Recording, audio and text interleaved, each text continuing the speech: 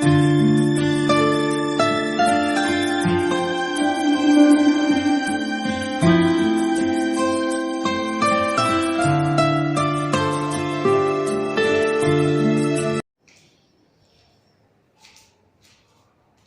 વિદ્યાર્થી મિત્રો, આજે આપણે ધોરણ 7 વિષય ગુજરાતી એનો પાઠ 14 આવ ભાણા આવ એ પાઠ આપણે આજે ચલાવવાનો છે। તમારી ચોપડીમાં પાના નંબર 25 કાઢો। પાના નંબર 25 પર પાઠ કાઢો આવ ભાણા આવ। पाठ 14 आव भाणा आव पाठनो प्रकार छे हास्य कथा। हास्य कथा એટલે કે જે પાઠમાંથી આપણને હાસ્ય ઉત્પન્ન થાય। હાસ્ય એટલે હસવું, આપણને હસવું આવે, હાસ્ય ઉત્પન્ન કરે એવા પાઠને હાસ્ય કથા કહેવાય। અને આ પાઠના લેખક છે શાહબુદ્દીન રાઠોડ। આ પાઠના લેખકનું નામ છે શાહબુદ્દીન રાઠોડ। તમને વિકલ્પોની અંદર ક્યારે પૂછાઈ શકે, કાં તો પાઠનો પ્રકાર પૂછાય, કથા, કર્તા અને કૃતિના જોડકા પણ પૂછાય, અથવા તો પાઠના લેખક પૂછાય, તો તમારે યાદ રાખવાનું। આ પાઠ આમ તો સામાન્ય રીતે આપણને હાસ્ય ઉત્પન્ન કરતું પાઠ છે, પરંતુ આપણી જે સમાજ વ્યવસ્થા છે, અત્યારની જે સમાજ વ્યવસ્થા છે અને માનવોના જે સંબંધો છે એનો અત્યારે જુઓ તમે સંબંધો બધાની સાથે બહુ ઓછા થઈ ગયા છે। અને અહીં આપણને એ માનવ સંબંધોનું સુંદર આલેખન આ પાઠની અંદર કરવામાં આવ્યું છે। ત્યાર પછી સંવાદોની વચ્ચે થતી બોલચાલની ભાષા, એ બંને વચ્ચેના જે સંવાદ છે, એકબીજા પ્રત્યેની જે ભાષા છે, બોલી છે, એના ઉપર આપણે ધ્યાન આપવા જોઈએ છે।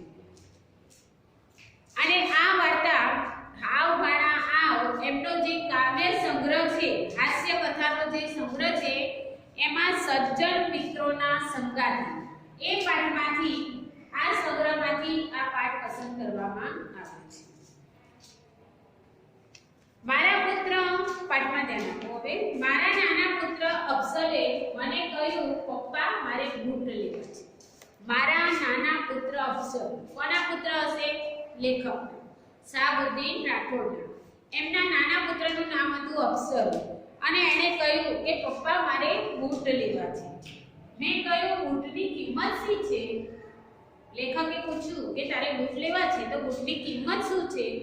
અફસલ કહે 240 રૂપિયા અને 20 રૂપિયા મોજા। 240 રૂપિયા બૂટના અને 20 રૂપિયા મોજા। મેં તેને 270 રૂપિયા। લેખકે એને કેટલા રૂપિયા આપ્યા? 270 રૂપિયા આપ્યા અને કહ્યું લઈ લેજે બૂટ મોજા અને વધે તે રાખજે। પૈસામાંથી તું બૂટ અને મોજા લઈ લેજે અને જે પૈસા વધે એ તું તારી પાસે રાખજે। 1 કલાકમાં એ બૂટ મોજા લઈ પાછો આવ્યો। 1 કલાકમાં તો એ બૂટ અને મોજાની ખરીદી કરી અને પાછો આવ્યો। એના ચહેરા પર આનંદ હતો અને આંખોમાં ઉલ્લાસ। આપણા મમ્મી પપ્પા આપણને કોઈ પણ નવી વસ્તુ લઈ આપે તો આપણે કેટલા બધા ખુશ થઈ જઈએ, એવી રીતે અફઝલ પણ નવા બૂટ મોજા ખરીદી અને એની હસતો હતો એનો ચહેરો અને ઉલ્લાસ એટલે આનંદ હતો। તરત જ બૂટ મોજા પહેરી અને સ્કૂલે જવા રવાના થયો। તરત જ નવા બૂટ મોજા પહેરી અને સ્કૂલ જવા માટે રવાના થયો। એ સ્કૂલે ગયો અને હું મારા શૈશવના સ્મરણોમાં સરી ગયો। એમનો પુત્ર સ્કૂલે ગયો અને લેખક પોતાના શૈશવના એટલે પોતાના બાળપણના સ્વપ્નમાં સરી પડ્યો કે જ્યારે હું પણ નાનો હતો ત્યારે મારા પપ્પા પણ મને આવી રીતે બૂટ મોજા લાવી આપતા હશે। નાનપણના સ્મરણો, જ્યારે નાના હતા ત્યારની બધી વાતો યાદ કરી અને એમાં એ ડૂબી ગયા। અફઝલ જેવડી મારી 12 વર્ષની ઉંમર, લેખક કહે છે મારી ઉંમર પણ અફઝલ જેવડી જ હતી, 12 વર્ષની। તે સમયની અમારા ગામની નાનકડી મોચી બજાર। પહેલાના સમયમાં, અત્યારે આપણે શહેરોની અંદર મોટા મોટા મોલ થઈ ગયા, પહેલા એવું નહોતું। મોચીની દુકાનો હોય એટલે મોચી બજાર, જ્યાં સોનીની વધારે દુકાન હોય એટલે સોની બજાર, કટલરીની વસ્તુ વેચાતી હોય તે કરિયાણાની વસ્તુ વેચાતી હોય એના અલગ અલગ ભાગ પાડેલા હોય। અત્યારે આપણે મોલમાં જઈએ તો આપણને બધી જ વસ્તુ એક જ જગ્યાએ મળી ગઈ. પહેલા એવા મોટા મોટા મોલ નહોતા, એટલે નાની નાની નાની નાની હાટડીઓ કરીને બેઠેલા હોય એને પોતાના બજારનું નામ આપી દીધું. એટલે લેખક જ્યારે નાના હતા ત્યારે એ નાનકડી મોચી બજાર, એટલે ત્યાં બધી મોચીની દુકાન, 5-6 દુકાનો, તેમાં કામ કરતા જેઠા મામા, દુદા મામા અને ભગત મામા ત્યાં કામ કરતા. એટલે એ મોચીની દુકાનો રાખીને બેસેલા 3 મામાઓના નામ આપ્યા છે, જેઠા મામા, દુદા મામા અને ભરત મામા. બધા મોચીને અમે મામા કહેતા. ત્યાં રહેતા બધા જ મોચીને લેખક શું કહે, અમે મામા કહેતા. એ બજારમાં મેં ઊંટ માટે જે ધક્કા ખાધા છે, જીવનમાં જે યાતના સહી છે, જે દુઃખો વેઠ્યા છે, તેના સ્મૃતિમાં સંગ્રહાઈને પડેલા ચિત્રો એક પછી એક મારા માનસ પટ પરથી પસાર થવા લાગ્યા.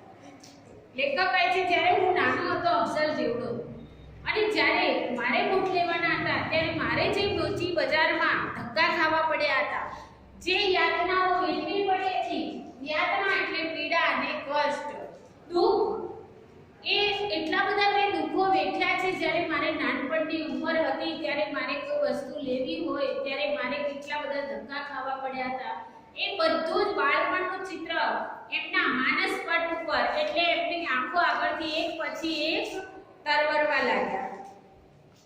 સૌપ્રથમ તો ઊંટ મારે વડીલો પાસે વિધિસર માંગણી રજૂ કરવી પડતી. અત્યારે તો આપણે પપ્પાને સવારે કીધું હોય તો પપ્પા સાંજે લાવીને તમને મૂકી દે, ફટ દઈ દે. પરંતુ પહેલા એવું નહોતું. પહેલા ઘરના મોટા નાના બધાને મનાવવા પડતા એક એક વસ્તુ માટે. એટલે સૌપ્રથમ તો ઊંટ માટે વડીલ, જે ઘરના વડીલો એમને પાસે વિધિસર માંગણી કરવી પડતી કે મારે બૂટ જોઈએ છે, મારા બૂટ ખરાબ થઈ ગયા છે, આમ થયું છે, તેમ થયું છે, ખોવાઈ ગયા છે. પ્રથમ ભાઈ, છોટું ભાઈ, પછી અમીનાબેન. વડીલ એટલે કે એમના ભાઈને કહેવું પડતું, પછી એમના બેન, પછી બા સમક્ષ રજૂઆત કરતો, પછી બાપુજીને જણાવતો. બધાને રજૂઆત કરી અને છેલ્લે પછી કોને, બાપુજીને કહેવામાં આવતું. પરિવાર સામે અસ્તિત્વ ટકાવી રાખવાના મહાન પડકાર સામે મારી સમસ્યા સૌને સાવ ક્ષુલ્લક લાગતી. આખો પરિવાર ચલાવવાનો હોય, જે ભીમ ઘરની મોટી વ્યક્તિ હોય ને આખું ઘર ચલાવવાનું હોય, આખા પરિવારનું અસ્તિત્વ ટકાવવાનું હોય, આખા પરિવારની હાજરી, પહેલાના સમયમાં તો બધા ભેગા રહેતા અને આખા પરિવારનું ગુજરાન કરવાનું હોય, ત્યારે આવી નાની નાની માંગણીઓ એકદમ તુચ્છ ગણાતી. કેવી ગણાતી? તુચ્છ. એટલે કોઈ લક્ષ્ય આપતું નહીં. કોઈ કહે ને મારે આ લાવવું છે, હા લાવીશું, એમ કરી અને એની તરફ કોઈ ધ્યાન આપતું નહીં, લક્ષ્ય અપાતું નહીં. બૂટની આજે રજૂઆત કરી હોય તો અઠવાડિયા, 15 દિવસ ને મહિનો પણ નીકળી જાય ત્યારે એ વસ્તુ આવે. સાતમ આઠમનો બેડો હોય, તરણેતરનો બેડો, ગણેશ ઉત્સવ, નવરાત્રી, લગ્નગાળો, શાળાના પ્રવાસો વગેરે બૂટ પહેરવાના પ્રસંગો ગણી શકાય. આપણે કોઈ મેળામાં જવાનું હોય, નવરાત્રી હોય, દિવાળી હોય, કોઈના ઘરે લગ્ન હોય તો આપણને નવા બૂટ પહેરીને જવાની ઈચ્છા થાય. એટલે એ બધા નવા બૂટ પહેરવાના પ્રસંગો ગણી શકાય. દિવાળી, બેસતું વરસ વગેરે પર્વોમાં બૂટ પહેરીને માલવાની તીવ્ર ઈચ્છા થતી. લેખક જ્યારે નાના હતા ત્યારે દિવાળી, બેસતું વરસ એવા બધા પ્રસંગે એમને બૂટ પહેરવાની ખૂબ ઈચ્છા થતી અને મારી માંગણી અવારનવાર ના મંજૂર થવા છતાં હું નેપોલિયનની જેમ હિંમત હાર્યા વગર મારા પ્રયાસો ચાલુ રાખતો. લેખક રોજ પોતાના પ્રયાસ, એમના રોજ એક વાત બધાને કહેતો કે ભાઈ મારે બૂટ લાવવાના છે, મારે બૂટ લાવવાના છે. કોઈ સાંભળે નહીં. તેમ છતાં પણ નેપોલિયન એટલે કે વિશ્વ વિજેતા બનવાનો મહત્વાકાંક્ષા ધરાવતો એક ફ્રાન્સનો એક શાસક, એણે એક નિયમ કર્યો હતો કે હું વિશ્વ વિજેતા બનીને રહીશ. એવી રીતે લેખકને પણ એવું કે નેપોલિયનની જેમ હું પણ ક્યારેક એક દિવસ હું પણ બૂટ ખરીદીને રહીશ. એમ લેખક હિંમત હાર્યા વગર બૂટની માંગણી કર્યા કરતા. આખરે મારા બૂટ ખરીદવાનો પ્રશ્ન સમગ્ર પરિવાર માટે જટિલ સમસ્યા બની જાય તેટલી હદે મારા પ્રયાસો પહોંચતા ત્યારે પરિવારના બધા સભ્યોની મીટિંગ મળતી. એટલા બધા પ્રયત્નો કરતા અને મોટા મોટા તહેવાર પણ નીકળી જતા, તેમ છતાં પણ એમના બૂટ આવતા નહીં. અને પછી બધા સભ્યો બેસીને મીટિંગ કરતા કે ભાઈ આને બૂટ લાવી આપવા પડશે. બૂટ કરતા કઈ કઈ બાબતો વધુ મહત્વની છે તેની વિગતે ચર્ચા થતી કે કેટલા પૈસા થશે, ક્યાં બનાવડાવીશું, કેવા બનાવડાવીશું અને ક્યારે ક્યારે એને પહેરવાના, ક્યારે ક્યારે પાછા મૂકી દેવાના, એવી વિગતે ચર્ચા થતી. મને બૂટ અપાવવા જોઈએ તેનો સૈદ્ધાંતિક સ્વીકાર થતો, પરંતુ સમગ્ર પરિસ્થિતિની સમીક્ષા કર્યા પછી સર્વાનુમતે નક્કી થતું કે જૂના બૂટને રિપેર કરાવી, ફાટ્યા હોય ત્યાં થીગડા બનાવી, નવી સફથળી નખાવી, પાલિશ કરાવી, જોનાર ઓળખી ન શકે તેવા નવા જેવા બનાવી દેવા. બધા પરિવારવાળા ભેગા મળી અને નક્કી કરતા કે હા હવે એને બૂટ લઈ દઈશું, પરંતુ કેટલી બી પ્રયાસો કર્યા છતાં એ લોકોની પણ કંઈક સમસ્યાઓ હશે, પૈસાની હોય કે ગમે તે, તો એ લોકોની નક્કી થઈ જાય કે હા હવે બૂટ લાવી દઈશું અને પછી પાછું એમ થઈ જાય કે ના આ જૂના બૂટને જ રિપેર કરાવી દઈશું. સફથળી એટલે બૂટની નીચેનું જે હોય ને અંદર નાખવાનું પડ એ નવું નખાઈ દઈશું, એને પાલિશ કરાવી દઈશું, દોરી બદલાવી દઈશું, એટલે એકદમ બૂટ નવા જેવા થઈ જશે. મને આ નિર્ણય સંભળાવવામાં આવ્યો. લેખક કહે પછી છેલ્લે બધું જ નક્કી થઈ જતું અને પછી બીજા દિવસે આખું ફરી જાય અને પછી મને આવું સંભળાવવામાં આવ્યું. કોઈ કેસમાં સાવ નિર્દોષ છૂટવાની આશા હોય તેના બદલે 5 વર્ષની કેદની સજા થાય અને આરોપી ઢીલો ઢબ થઈ જાય, એમ કુટુંબીજનોનો નિર્ણય સાંભળી હું ઢીલો ઢબ થઈ જતો. હવે એમ થતું લેખકને કે ના હવે તો મને બૂટ મળી જ જશે. રાત્રે બધાએ ચર્ચા કરી છે કેવા બનાવવા, ક્યાં બનાવવા, કેટલા પૈસાના બનાવવા, કેવા બનાવવા, બધા જ નિર્ણયો થયા છે એટલે હવે મારા બૂટ નક્કી જ છે. એમ લેખકને જ્યારે લાગે ત્યારે પાછા બીજા દિવસે નિર્ણય સાંભળી અને જેવી રીતે પેલા કેદીને એવું લાગે કે હા હું હવે નિર્દોષ છૂટી જઈશ, એના બદલે 5 વર્ષની સજા થાય ત્યારે જે કેદી ઢીલો પડી જાય એવી રીતે લેખક પણ એમનો નિર્ણય સાંભળી અને ઢીલા ઢબ થઈ જતા. આખરે મારે કર્મે લખ્યું કથી, આખરે મારા કિસ્મતમાં જે લખ્યું હોય તે, એમ વિચારી અને જૂના જોડા રિપેર કરાવી લેતો. છેલ્લે લેખક વિચારતા કે હશે મારા કિસ્મતમાં નવા બૂટ મોજા નહીં હોય, એમ વિચારી અને પછી એ જૂના જોડા રિપેર એટલે કે સંધાવી અને તૈયાર કરી દીધા.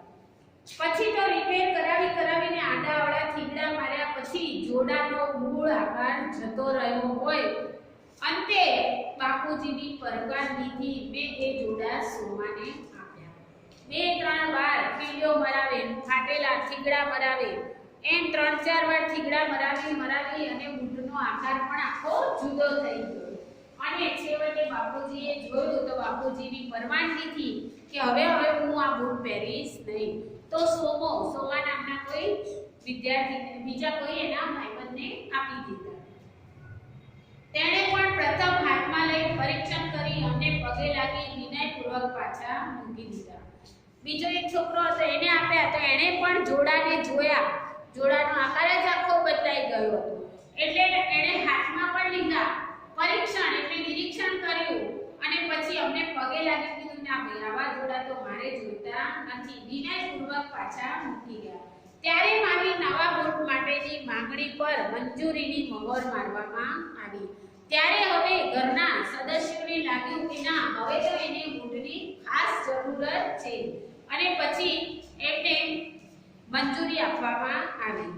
દુદા મામાને ત્યાં જઈ પરમાણુ નાખી આવજે. એમના પિતાજીએ કીધું કે દુદા મામાને ત્યાં જઈ પરમાણુ એટલે કે બૂટનું માપ પરમાણુ આપી આવજે. તું જઈ દુદા મામાની દુકાને જજે અને ત્યાં તારા બૂટનું માપ નાખી આવજે. એવો હુકમ કરવામાં આવ્યો અને મારી ખુશીનો પાર ન રહ્યો. લેખક એટલા બધા ખુશ થઈ ગયા કે કેટલા બધા દિવસની માંગણી પછી આજે મારો પ્રસ્તાવ મંજૂર થયો, એટલે હવે મને નવા બૂટ પહેરવા મળશે. એટલે લેખક ખૂબ રાજી થઈ ગયા. એમની ખુશીનો પાર ન રહ્યો. ઉમંગમાં હું દોડી અને દુદા મામાની દુકાને પહોંચ્યો. એટલા બધા ઉમંગમાં, એટલા બધા ઉત્સાહમાં આવી ગયા અને ખુશખુશાલ થઈ ગયા અને દોડતા ક્યાં પહોંચી ગયા? દુદા મામાની દુકાને. અને કહ્યું દુદા મામા મારા બૂટ સીવવાના છે, મારા બાપુજીએ કીધું છે કે દુધા મામા મારે બૂટ સીવવાના છે અને મારા બાપુજીએ મને કીધું છે મારે લાલ બૂટ સીવડાવવા છે. મારે કેવા બૂટ સીવડાવવાના છે? લાલ બૂટ સીવડાવવાના છે. એકી સાથે હું ઘણું બોલી ગયો. એકી સાથે હું ઘણું બધું બોલી ગયો. દુધા મામાએ મને આવ ભાણા આવ. દુધા મામાએ શું કીધું મને? આવ ભાણા આવ. કઈ ચામડા આગા પાછા કરી બેસવાની જગ્યા કરી આપી. ચામડા આગા પાછા કરી અને મને બેસવા માટેની વ્યવસ્થા કરી આપી. પછી પિતાના, માતાના, ભાઈના બધાના સમાચાર પૂછ્યા. પહેલાના સમયના લોકો મળતા એટલે આખા કુટુંબની વિગત જાણતા. બધાય એમના પિતાના, મમ્મીના, તારા મમ્મી કેમ છે, તમારા પપ્પા કેમ છે, તારા ભાઈ શું કરે છે, તારા ભાભી શું કરે છે, બધા સમાચાર પૂછ્યું. મેં પૂછ્યું પણ પહેલા પરમાણુ લઈ લ્યો ને, પહેલા તમે મારા બૂટનું માપ લઈ લ્યો ને. દુધા મામાએ જેમ ડોક્ટર ટાઇફોઇડના દર્દીની ઝીણી ઝીણી વિગતો કાળજીપૂર્વક જાણી લે તેવી રીતે બૂટ અંગેની વિગતો મને પૂછીને ધ્યાનમાં રાખી અને ધીમે ધીમે બૂટની વિગતો પણ એમણે પૂછી અને મારા ધ્યાનમાં રાખી. લાલ કે કાળા, વાગરીવાળા કે વાદળી વગરના, તારે લાલ સીવડાવવા છે કે કાળા, તારે દોરીવાળા સીવડાવવાના છે કે દોરી વગરના, અણીવાળા કે ગોળ, બધું વ્યવસ્થિત પૂછી અને એમણે રેલવેનો એક તરફ લખાયેલો અને એક તરફ પાછળ કોરો એવો ચોપડો કાઢી અને મને કહ્યું, લે મૂક ભાણા. મેં પગ મૂકેલો અને જાડી પેન્સિલથી દુધા મામાએ લીટી દોરી અને પરમાણુ લીધેલું. એમણે બધું ઝીણી તપાસ કરી અને બધું પૂછ્યું અને પછી એક રેલવેનો એક તરફ લખાયેલો અને એક તરફ કોરો એવો કાગળ ઉપર એમનો પગ મુકાવડાયો લેખકનો અને આજુબાજુ પેન્સિલથી દુધા મામાએ લીટી દોરી અને બૂટનું માપ લીધેલું. બૂટના પ્રોજેક્ટનો પ્રાથમિક તબક્કો આ રીતે પૂરો થતો અને બૂટ બનાવવા માટે આપવામાં આવ્યા. હું પૂછતો, હું બૂટ ક્યારે લઈ જાઉં? દુધા મામાને પૂછવામાં આવતું કે હું બૂટ ક્યારે લઈ જાઉં? તે કહેતા, જોને ભાણા, આજે જાણે શનિવાર થયો, રવિ, સોમ, મંગળ અને જો બુધવાર પણ જવા દે, એમ કર ગુરુવારે લઈ જજે, પણ વાર પણ સારો ગણાય. દુધા મામાએ કીધું, આજે શનિવાર તો થયો, રવિવાર ગયો, પછી સોમ, મંગળ અને બુધવાર નહીં અને સીધો ગુરુવારે લઈ જજે, કારણ કે ગુરુવાર વાર પણ સારો ગણાય. એ 5 દિવસ પસાર કરવા માટે મારે અસહ્ય થઈ પડ્યા હતા. 5 દિવસ કેવી રીતે કાઢવા બૂટ વગર? પણ ગુરુવારની કલ્પના કરતા આનંદ થતો કે કાંઈ વાંધો નહીં, 5 દિવસ પછી તો મારા નવા બૂટ આવી જશે. શનિથી બુધ સુધીના દિવસો પસાર થશે, ગુરુવાર આવશે, હું બૂટ લઈ આવીશ, એવા વિચારો એમને આવ્યા કરતા. નવા ટકોર હાશ, મારા નવા બૂટ આવશે, લાલ આવશે, વાદળીવાળા, પહેરીને નિશાળે જઈશ, છોકરા છોકરીઓ જોઈ લેશે અને હું નવા બૂટ પહેરી અને નિશાળમાં જઈશ તો બધા જ મારા બૂટ જોઈ લેશે. 5 દિવસ પસાર કરી ગુરુવારે ઉત્સાહમાં દુધા મામાની દુકાને પહોંચતો અને કહેતો, મારા બૂટ લાવો, મારા બૂટ જલ્દી આપી દો. 5 દિવસ પસાર કર્યા અને લેખક જેવા દુધા મામાની દુકાને ગુરુવારે જાય છે ત્યાં લેખક જઈને કહે છે કે લાવો જલ્દી મારા બૂટ મને આપી દો. પરંતુ મારી આવી ઉત્કંઠાની દુધા મામા માટે કાંઈ અસર થતી નહીં. હું કેટલો બધો ઉત્સાહમાં હતો, કેટલો બધો આતુર હતો કે હા શું જલ્દી મારા બૂટ જો કેવા બનાવ્યા છે, પરંતુ દુધા મામાને મારી આવી અતિશય તીવ્ર ઈચ્છાની એમના પર કોઈ અસર થતી નહીં. કાયમની ટેવ પ્રમાણે કહેતા, આવ ભણા આવ. કાયમની ટેવ પ્રમાણે કે આવ ભણા આવ. છોટું મિયા ક્યાં છે? અને બીજી બધી વાતો કરવા બેસી જતા. હું કહેતો, દ્વારકા પાસે બરડિયા સ્ટેશન છે, ત્યાં સ્ટેશન માસ્ટર છે. બરડિયા ગામ છે, ત્યાં ગાડી એ સ્ટેશન માસ્ટર છે. હા તો બરાબર. દુધા મામાની લાંબી વાત શરૂ થઈ. અરે ભાણા, હું તને કહેતા ભૂલી ગયો, અમે ઘરના બધા હમણાં જાત્રાએ ગયા હતા. અમે બધાએ ઘરના અત્યારે જાત્રા કરવા ગયા હતા. એમાં દ્વારકા આવતા ને છોટુભાઈ ભેગો થયો. એમાં અમે દ્વારકા ગયા ને એમાં એક છોટું ભાઈ ભેગો થઈ ગયો એટલે મળી ગયો. અમને જોઈને શું ખુશ થયો છે. મને કહે મામા તમે અહીં ક્યાંથી? અને મને એ મળ્યો એટલે મને પૂછવા લાગ્યો કે મામા તમે અહીં ક્યાંથી? મેં કહ્યું ઘરના સૌ જાત્રાએ નીકળ્યા છીએ, હજી આ ગાડીમાંથી ઉતર્યા જ છીએ. હજુ તો આ ગાડીમાંથી ઉતર્યા જ છીએ, અમે જાત્રા કરવા માટે આવ્યા છીએ. અમે સાથે ગરમ ચા પીધી, પછી મંદિરે દ્વારકાધીશના દર્શન કરાવ્યા, આખું દ્વારકા ફેરવ્યા અને છેલ્લે સ્ટેશને આવી ગાડીમાં સારી જગ્યા ગોતી બેસાડી દીધા ને અમે સીધા આવતા રહ્યા. કાંઈ તકલીફ ન પડી.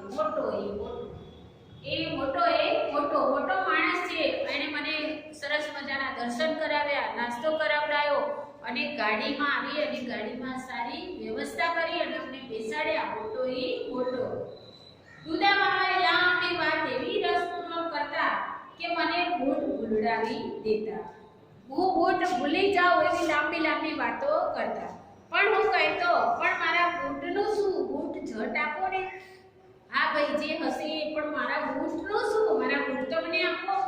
અરે મારા ઈસ તો તને કહું છું કે આ જાત્રામાં થોડા દિવસ કામ નથી થયું. અમે બધા ઘરના જાત્રા કરવા ગયા એટલે થોડા દિવસ કામ થયું નથી, એમાં રહી ગયા છે. કામ તો માણા આખી જિંદગી કરવું જ છે ને. પણ જો શુક્ર શનિ રવિ એમ કર સોમવારે લઈ જજે. કામ તો મારે આખી જિંદગી કરવાનું છે પણ જાત્રા જવાનું હતું એટલે અમે જાત્રા કરવા પહેલા જતા રહ્યા એટલે તારા બૂટ બનાવી શક્યો નથી. એમ કર આજે ગુરુવાર તો થયો, હવે શુક્ર શનિ રવિ 3 જવા દે અને સોમવારે લઈ જજે બસ. અહીંયા આપણે અધૂરો પાઠ આવતા તાસની અંદર ચલાવીશું. તમારે પાઠનું વાંચન કરીને રાખવાનું છે એટલે તમને જલ્દી પાઠમાં ખબર પડે. નમસ્તે વિદ્યાર્થી મિત્રો.